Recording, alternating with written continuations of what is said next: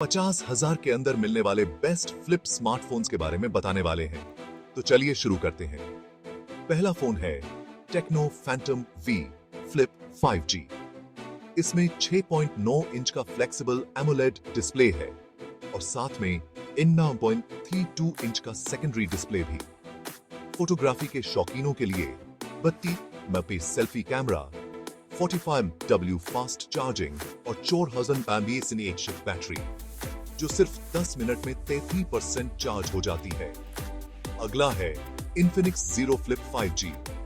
इस फोन में 3.64 इंच का कवर डिस्प्ले और 120 हर्ट्ज रिफ्रेश रेट है।